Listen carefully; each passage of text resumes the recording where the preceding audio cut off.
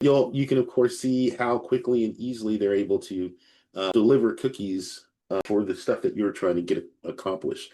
That you definitely didn't ask for 24 different cookies to track you in when I decided to deny that particular thing. I think one of the coolest things that I started looking at just recently is, let me see if I can get to this space, is when you start looking at those particular cookies, I was able to, as you went to this particular one as an example, this is the European Commission. They do a good job of explaining what those cookies are that may have come down as an example. You can see that this cookie consent, the CCK1, when I went to this website, it stores that cookie and it will stay there for 6 months as a great example of that conversation. So if I go back to my browser extension, I'm able to go down to this European Europa one that I just went to. I can, again, when I want to see that cookie, I should be able to actually see that cookie is a CCK1 cookie that they actually said they were going to put on there. So they see that one and it's going to last for 6 months in that space. But there's this other one they just put in there, right? So you get a good chance to understand the consent that you've created. It hashes the consent. It specifies that you say to accept. And now you can actually do the things that you're really wanting to get accomplished as far as the first set of taking agency in what you're controlling and what you're actually working with as far as going out to different websites and different browsers. And so basically the extension will go as you start looking at different websites. I'm just going to try to get deep into one. Let's try this one. If it actually produces a cookie, it will actually tell you here on this side if it's actually in a cookie spot. This one actually didn't create a cookie as a good example. I've been finding, as you start looking or getting into certain sites, you can figure out the ones that will do that, as this one does. So this one, just brand new one, just got into this one. What it did is it tried to write that consent in right there as it just popped up.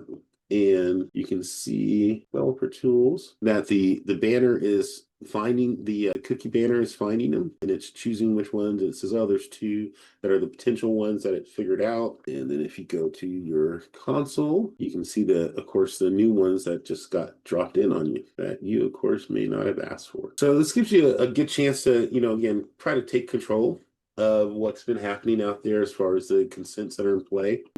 Overall, my general idea is, again, trying to be alongside of or aligned with what we're doing in the My Terms Triple E, and really just simply getting it in a way that's not about being a better CMP, but it's really just making it as a system of record so that those different consents that you have can be both tracked and validated from multiple different areas or angles, right? It creates an auditable agreement from that perspective. So that's what I just wanted to kind of demo out today is just the consent browse. And then this is it's an open source project that you can download. Everybody can start working on it as well. There's the additional components that we talked a little bit about, like creating a Drupal or a WordPress piece, which will allow us to get the website to read the blockchain consent that's in play as well. So that's the general sense of what it is. If there's any questions or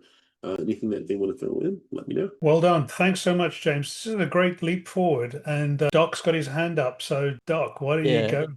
I actually, while you're holding on that slide, just so I understand, that one is what you're showing there, the degree to which you've made an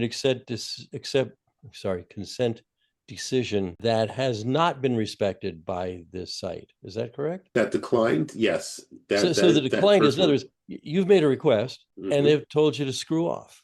Is that basically it? Interesting. Absolutely. They did it 74 or 24 times, basically. So that's kind of where I go here. It's like this has negative PR for all these guys written all over it. It's very good. So I mean, literally every one of those is tracking me, and I declined that whole setup. Now, the good part is now I can delete that consent. And so if I go back to that site, it would actually then try to force me to get it anyhow. I couldn't delete that particular one out of it. So that one's still in there. So that's another one that they sent over. But yeah, that is the key. So I'm curious about how this can be socialized in the sense that a collection of people following this, like it's a diagnostic tool. We all, let's say everybody on this call installs it on their Chrome browser, keeps track of that privacy analytic, and then shares it, including shaming of all the sites that are not respecting the cookie notice request Yep. on your part. Naming and shaming. Excellent. It's an awesome naming and shaming tool. It really is. Okay. Yeah, Okay. I think that's the key.